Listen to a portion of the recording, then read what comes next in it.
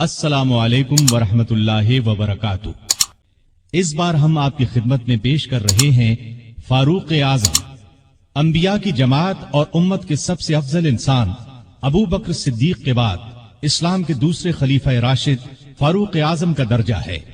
ان کی زندگی کے واقعات دلچسپ ترین انداز میں سنیے، آپ حیرت زدہ رہ جائیں گے۔ بہت سے ایسے واقعات بھی آپ سنیں گے جو اکثر کتابوں میں شامل نہیں ہیں۔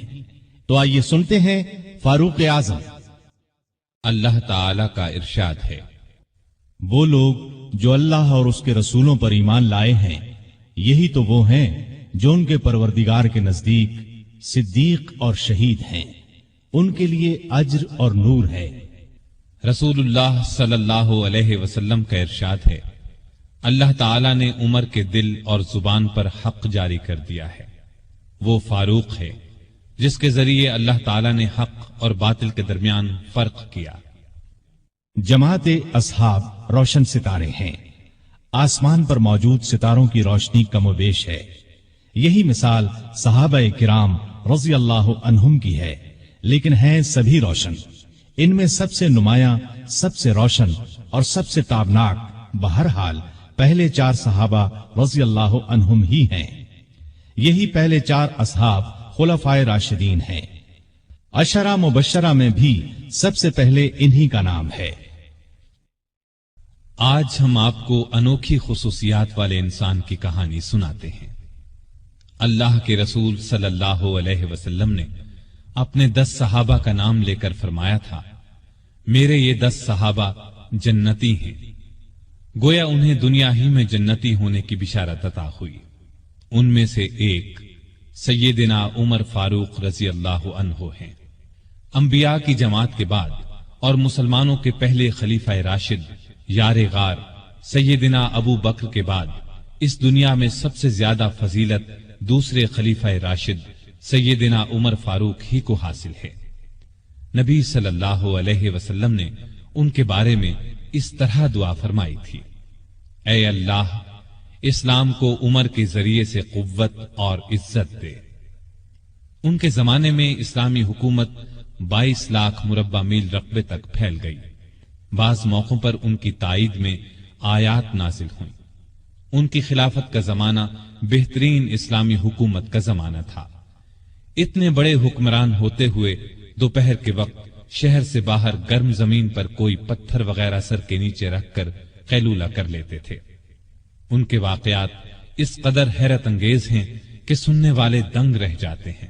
بڑے بڑے طاقتور حکمران ان کے نام سے کانپتے تھے، جبکہ خود ان کا یہ حال تھا کہ جسم پر کھردرا لباس ہوتا تھا۔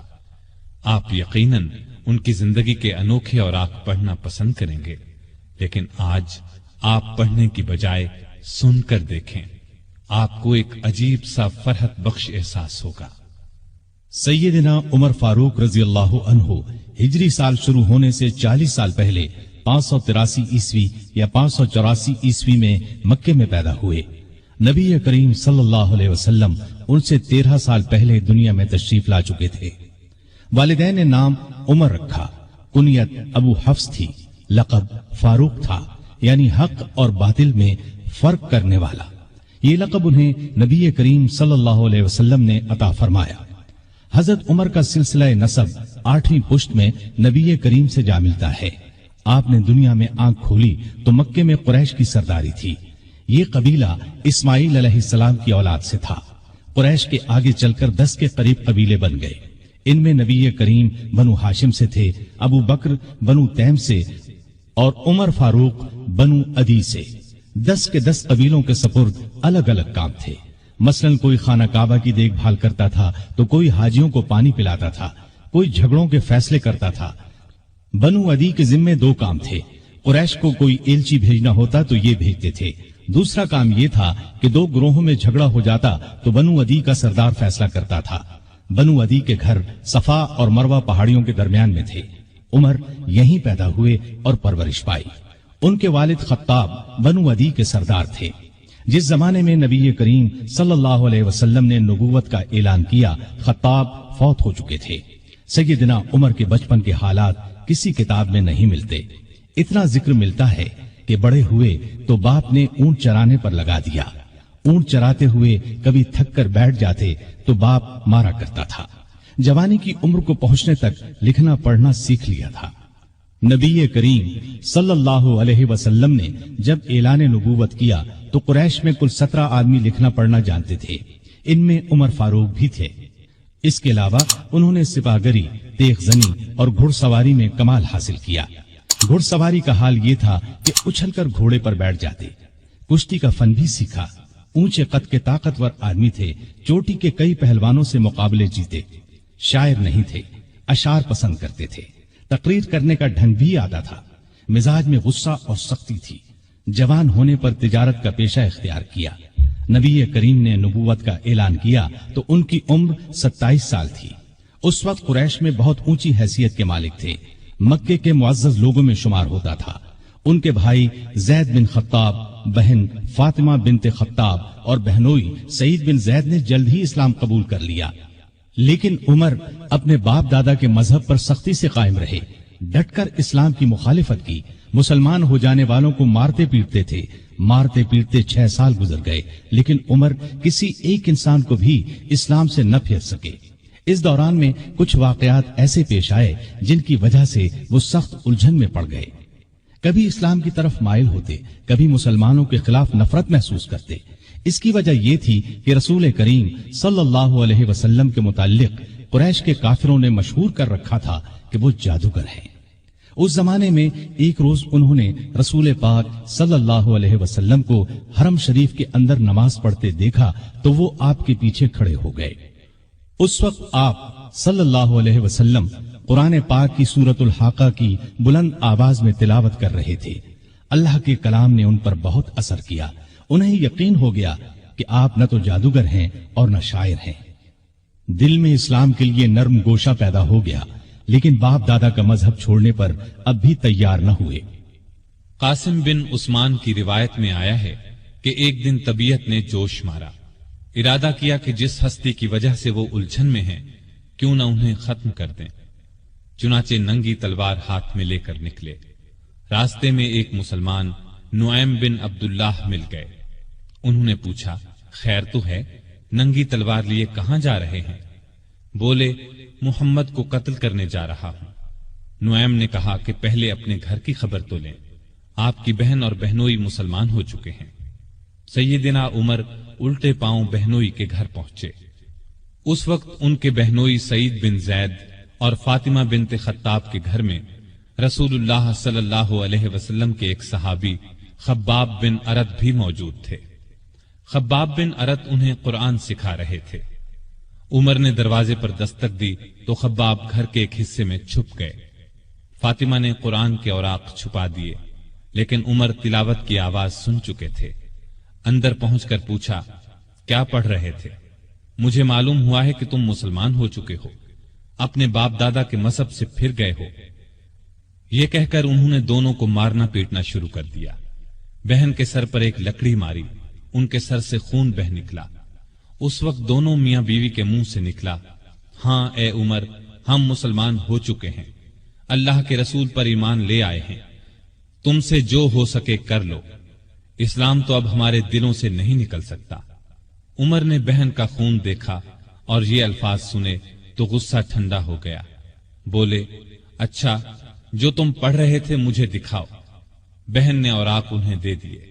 उन पर सूरह तौहा लिखी थी। उन्होंने उसको पढ़ा तो बेइख्तियार पुकार उठे, वाह, कितना उम्दा और आला दर्जे का कलाम है। ये सुनकर खब्बाब बिन अरत भी बाहर निकल आए और बोले, ए उमर, मुझे उम्मीद है अल्लाह ताला ने अपने नबी की दुआ को पूरी करने के लिए आपको चुन लिया है।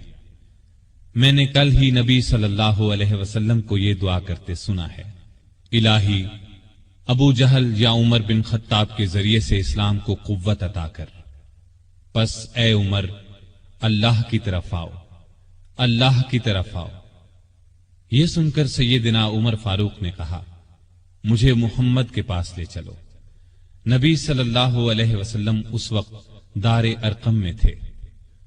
उमर रजी अल्लाह अन्हु खब्बाब बिन अरत के साथ कमर से तलवार लटकाए वहां पहुंचे। दरवाजे पर दस्तक दी। ایک صحابی نے اندر سے ایک جھری میں سے جھانک کر آپ صلی اللہ علیہ وسلم کو بتایا، باہر عمر تلوار کمر سے لٹکائے کھڑے ہیں، نہ جانے کس ارادے سے آئے ہیں۔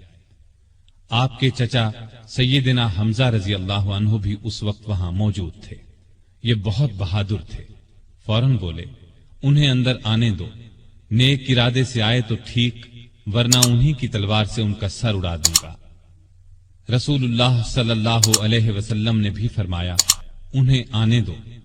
چنانچہ دروازہ کھول دیا گیا، عمر اندر داخل ہوئے۔ آپ صلی اللہ علیہ وسلم اٹھ کر ان کی طرف بڑھے، ان کی چادر کو مٹھی میں دبا کر زور سے کھینچتے ہوئے فرمایا، خطاب کے بیٹے، تم کس ارادے سے آئے ہو؟ سیدنا عمر رضی اللہ عنہ نے عرض کیا، اے اللہ کے رسول، میں اللہ اور اس کے رسول پر ایمان لانے کے لیے حاضر ہوا ہوں۔ اس پر آپ صلی اللہ علیہ وسلم نے زور سے اللہ اکبر فرمایا۔ باقی مسلمانوں نے بھی اللہ اکبر کا نعرہ لگایا۔ اب عمر رضی اللہ عنہ نے کلمہ پڑھا، پھر بولے، اے اللہ کے رسول، کیا ہم حق پر نہیں ہیں؟ آپ نے فرمایا، اس ذات کی قسم جس کے قبضے میں میری جان ہے، تم لوگ حق پر ہو۔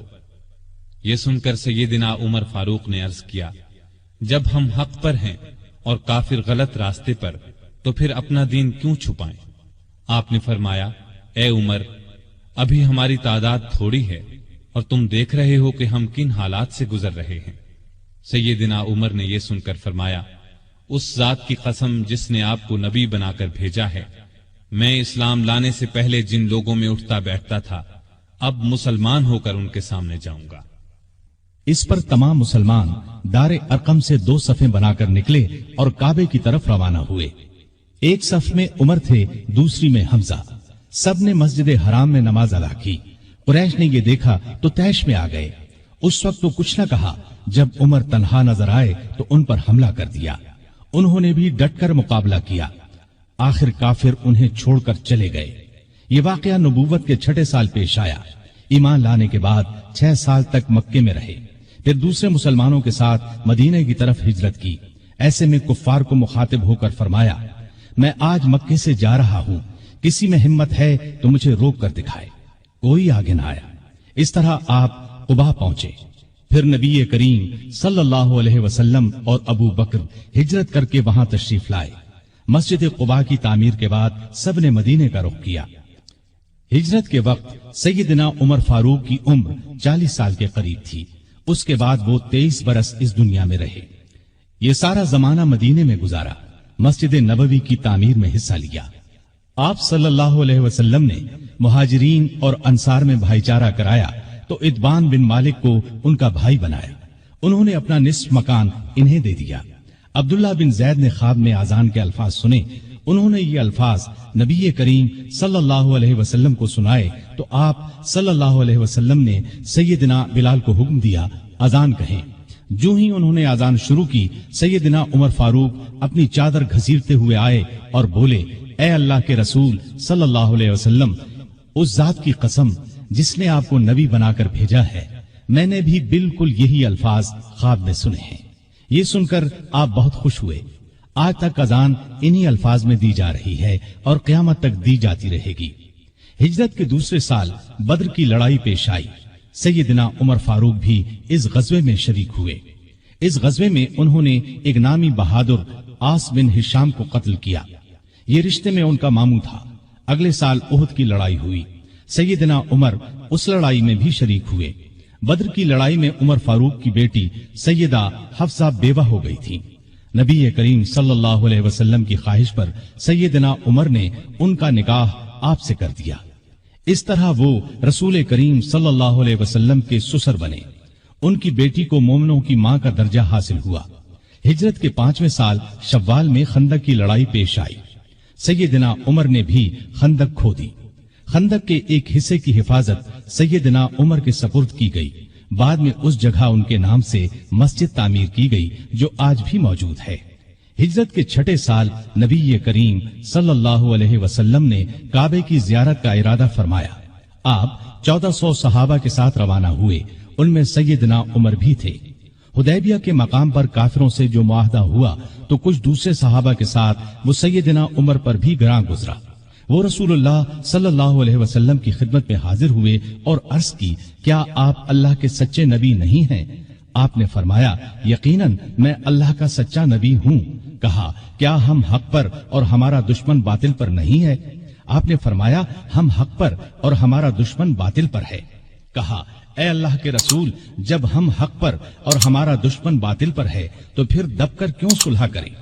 आपने फरमाया, मैं अल्लाह का रसूल हूँ, अल्लाह के हुक्म के खिलाफ नहीं करता, वही मेरा मददगार है।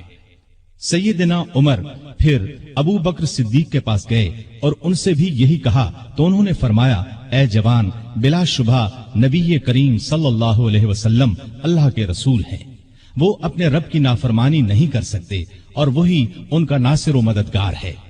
बस उनकी रिकाब को थामे रहो, यानी हर मुआमले में उनकी फरमाबरदारी करो। नबी करीम सल्लल्लाहु अलैहि वसल्लम ने फरमाया, मैं अल्लाह का रसूल हूँ, अल्लाह के हुक्म के खिलाफ नहीं करता, वही मेरा मददगार है। तब जाकर सैयदना उमर को इत्मीनान हुआ। नबी करीम सल्लल्लाहु अलैहि वसल्लम वापस रवाना हुए तो सूरा फतह नासिल हुई। आपने सैयदना उमर को बुलाकर अल्लाह ताला का ये इरशाद सुनाया कि हमने आपको खुली फतह अता की। साथ ही आपने फरमाया, मुझ पर आज ऐसी सूरत नाजिल हुई है जो मुझे इस दुनिया से ज्यादा प्यारी है। सैयदना उमर रजी अल्लाह अन्हु ने हुदैबिया की सुलह के मौके पर जो गुफ्तगू की थी वो खुलूस नीयत पर मबनी थी। फिर भी उन्हें तमाम जिंदगी इस बात का अफसोस रहा कि क्यों उन्होंने इस तरह के सवाल जवाब किए।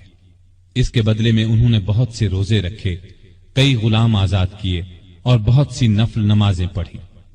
हिजरत के 7वें साल खैबर की लड़ाई हुई। इसमें भी सैयदना उमर रजी अल्लाह अन्हु शरीक थे। ज़िक़ाद 7 हिजरी में नबी सल्लल्लाहु अलैहि वसल्लम उम्रे के लिए तशरीफ ले गए। 2000 मुसलमान आपके साथ थे। सैयदना उमर भी उनमें शामिल थे। जाते सलासिल की जंग में भी शरीक हुए। सलासिल जगह का नाम है, या उस मकाम पर कबीला जुजाम का एक चश्मा था जिसका नाम सलसल था। मुसलमान लश्कर इसी चश्मे पर उतरा था, इसीलिए इस गजवे को जातुस सलासिल कहा जाता है। 8 हिजरी 10 रमजान को रसूलुल्लाह सल्लल्लाहु अलैहि वसल्लम 10,000 हथियारबंद सहाबा के साथ मदीने से मक्के की तरफ रवाना हुए। उनमें सैयदना उमर भी शामिल थे। मक्के से कुछ फासले पर आप सल्लल्लाहु अलैहि वसल्लम ने पड़ाव डाला। इस मैदान का नाम अब वादिये फातिमा है।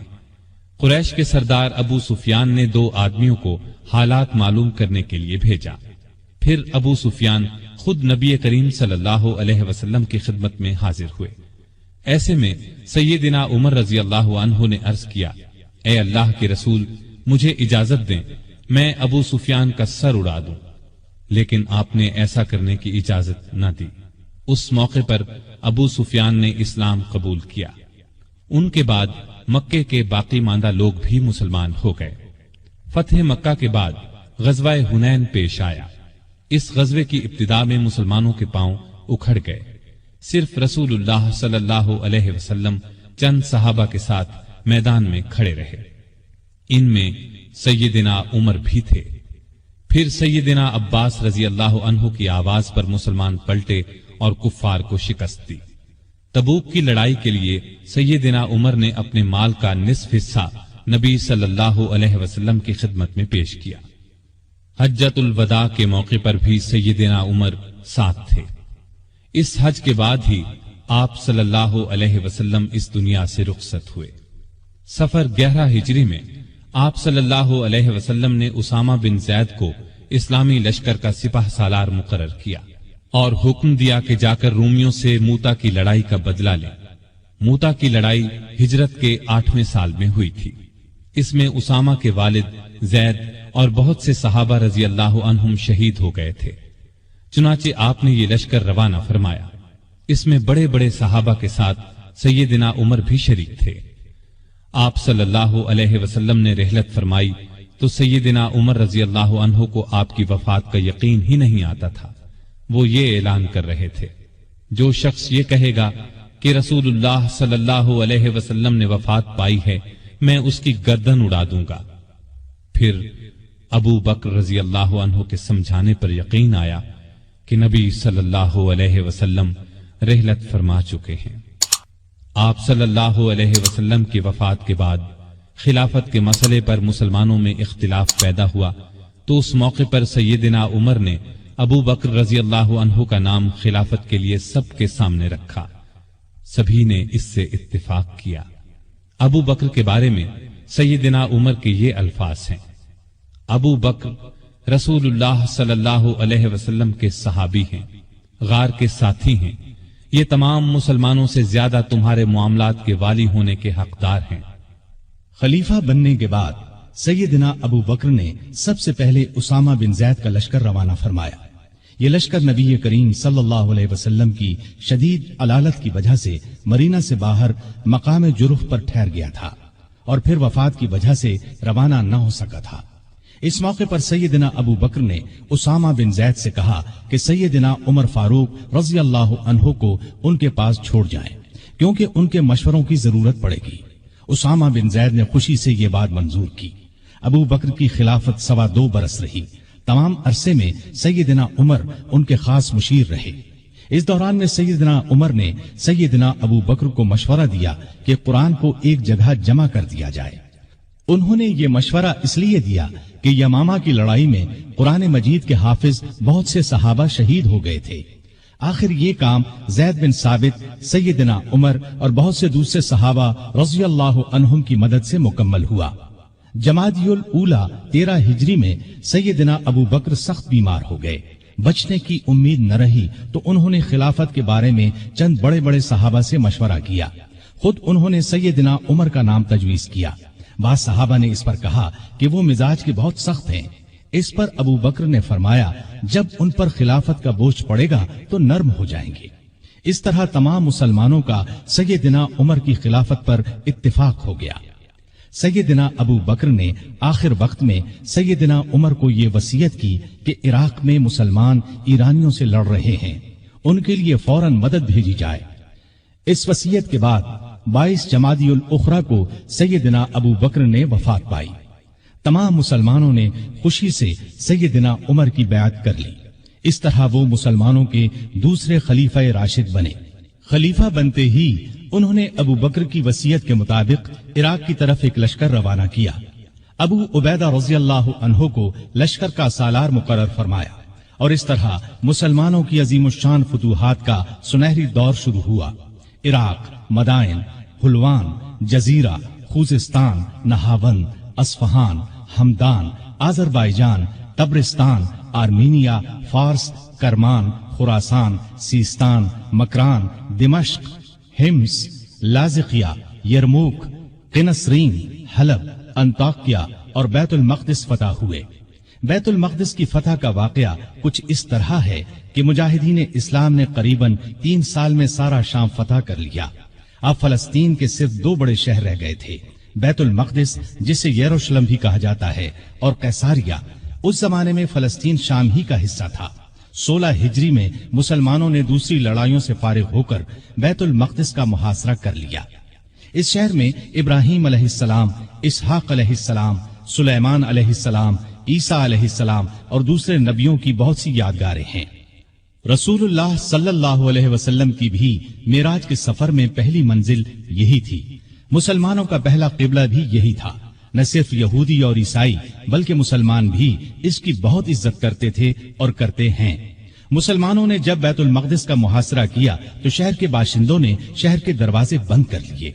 چند دن تو اس طرح گزرے، پھر انہوں نے مسلمانوں کے سپہ سالار ابو عبیدہ بن جراح کو پیغام بھیجا کہ ہم شہر مسلمانوں کے حوالے کرنے کے لیے تیار ہیں، لیکن شرط یہ ہے کہ مسلمانوں کے خلیفہ خود یہاں آئیں اور صلح کا معاہدہ کریں۔ ابو عبیدہ بن جراح نے یہ بات سیدنا عمر کو لکھ بھیجی۔ خلیفہ ثانی سیدنا عمر نے صحابہ سے مشورہ کر کے وہاں جانے کا فیصلہ کیا۔ آپ نے رجب 16 ہجری میں حضرت علی رضی اللہ عنہ کو اپنا قائم مقام بنایا اور روانہ ہو گئے۔ اس وقت دنیا کے بڑے بڑے حکمران ان کا نام سن کر کانپتے تھے، لیکن اپنے وقت کے سب سے بڑے حاکم کے سفر کا حال یہ تھا کہ چند بزرگ صحابہ کے سوا ان کے ساتھ کوئی نہیں تھا۔ فوج، نہ خیمے، نہ قارے، نہ جھنڈے، एक ऊंट पर सवार थे। उस पर सत्तू और खजूर के 2 थैले लादे हुए थे। एक तरफ पानी की मश्क लटक रही थी। रास्ते में खाने का वक्त आता तो सब मिलकर खा लेते। आपका लिबास बहुत मामूली सा था। बैतुल मक़दिस के करीब पहुंचे तो सहाबा ने मशवरा दिया कि लिबास तब्दील कर ले। कीमती पोशाक पेश की, लेकिन आपने वो लिबास पहनने से इनकार कर दिया और फरमाया, अल्लाह ने हमें जो इज्जत दी है वो इस्लाम की वजह से है और हमारे लिए यही काफी है। गरज इसी हालत में शहर में दाखिल हुए। ईसाइयों ने शहर आपके हवाले कर दिया। मुसलमानों ने वहां एक मस्जिद बनाई, उसका नाम मस्जिद उमर रखा। ये आज भी मौजूद है और अब तक मस्जिद उमर कहलाती है। 14 हिजरी में मुसलमानों ने हिम्स को फतह कर लिया था। 17 हिजरी को रोम के बादशाह हिरक्ल ने हिम्स मुसलमानों से छीनने के लिए समुंदर के रास्ते फौज भेजी। इस फौज ने हिम्स का मुहासरा कर लिया। जजीरे के लोगों ने भी हिरक्ल को ऐसा करने पर उकसाया था। चुनाचे जजीरे से भी 30,000 फौज आकर हिरक्ल की फौज से मिल गई। सैयदना अबू उबैदा बिन जर्राह रजी अल्लाह अन्हु ने इन हालात की इत्तिला सैयदना उमर फारूक को भेजी तो उन्होंने उनकी मदद के लिए मजीद फौज रवाना की। दूसरी तरफ सुहैल बिन अदी की सरकर्दगी में एक फौज जजीरे की तरफ रवाना कर दी। खुद भी मदीने से चलकर दिमश्क आ गए ताकि नजदीक से तमाम हालात पर नजर रख सकें। सुहैल बिन अदी जजीरे की तरफ बढ़े तो जजीरे से हिम्स की तरफ रवाना होने वाली फौज को अपने घर की फिक्र पड़ गई। वो हिरक्ल की फौज का साथ छोड़कर वापस जजीरे चले गए। उधर अबू उबैदा बिन जर्राह ने खालिद बिन वलीद के मशवरे से शहर से निकलकर हिरक्ल की फौज पर हमला कर दिया। घमसान की लड़ाई के बाद रोमियों ने बदतरीन शिकस्त खाई। 4000 रोमियों ने इस्लाम कबूल कर लिया। 4000 मारे गए और बाकी भाग निकले। इस लड़ाई के बाद फिर कभी हिरक्ल को शाम पर चढ़ाई की जुर्रत न हुई। 18 हिजरी में इराक में ताउन की वबा फैली। इसमें बड़े बड़े सहाबा फौत हो गए। चंद एक के नाम ये हैं। अबू उबैदा बिन जर्राह जो मुसलमानों की फौज के सिपा सालार भी थे, मुआज बिन जबल रजी अल्लाह अन्हो, यजीद बिन अबी सुफियान रजी अल्लाह अन्हो, शुराहबील बिन हसना रजी अल्लाह अन्हो और कई बड़े बड़े सहाबा इस वबा में फौत हुए। दौरे फारूकी में अरब में कहत पड़ा। ऐसे में सैयदना उमर ने रियाया की खबरगिरी में दिन रात एक कर दिया। इंसानों के लिए खुराक थी न जानवरों के लिए। सैयदना उमर को इंसानों और जानवरों की ये बदहाली देखकर बहुत सदमा हुआ। उन्होंने बैतुल माल में जितना गल्ला था सब मुसलमानों में तकसीम कर दिया। जो नकदी थी वो भी मुसलमानों में तकसीम कर दी। तमाम सूबों के हाकिमों को खत लिखे कि फौरन ज्यादा से ज्यादा गल्ला रवाना करो। चुनाचे अबू उबैदा बिन जर्राह ने शाम के इलाके से 4000 ऊंट गले से लदे हुए भेजे। अम्र बिन आस ने मिस्र से समुंदर के रास्ते बहरी जहाज रवाना किए। उनमें हर जहाज पर 6000 मन गल्ला लदा हुआ था। जब ये जहाज मदीने की करीबी बंदरगाह पर पहुंचे तो सैयदना उमर खुद उन्हें देखने के लिए बंदरगाह पहुंचे। गल्ले को हिफाजत से रखने के लिए बंदरगाह में 2 बड़े बड़े मकान बनवाए। दूसरे सूबों से भी बहुत सा गल्ला पहुंच गया।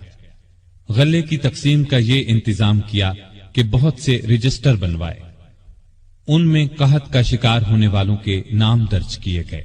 हर एक नाम के साथ उनकी जरूरत के मुताबिक गल्ले की मिकदार लिखी गई। फिर हर शख्स को पर्ची दी गई। उस पर सैयदना उमर की मोहर होती थी। इस पर्ची के मुताबिक उन्हें रोजाना गल्ला दिया जाता। इसके अलावा सैयदना उमर हर रोज 20 ऊंट अपने सामने ज़िबह करवाते और उनका गोश्त पकवाकर लोगों को खाना खिलाते। इस तरह हजारों आदमी रोजाना सैयदना उमर रजी अल्लाह अन्हु के दस्तरखान पर खाना खाते। गले के अलावा लोगों में कपड़े और खजूरें भी तकसीम की जाती और खुद अपना ये हाल था कि उस जमाने में गोश्त, दूध और घी खाना बिल्कुल छोड़ दिया था। अक्सर भूखे रहते या आम लोगों के साथ खुद भी खाते। इस तरह इसका असर आपके जिस्म पर पड़ा। लोग उन्हें देखते और कहते, अगर कहत दूर न हुआ तो रियाया का गम उन्हें मार डालेगा। एक दिन एक शख्स से पानी मांगा। उसके पास शहद था।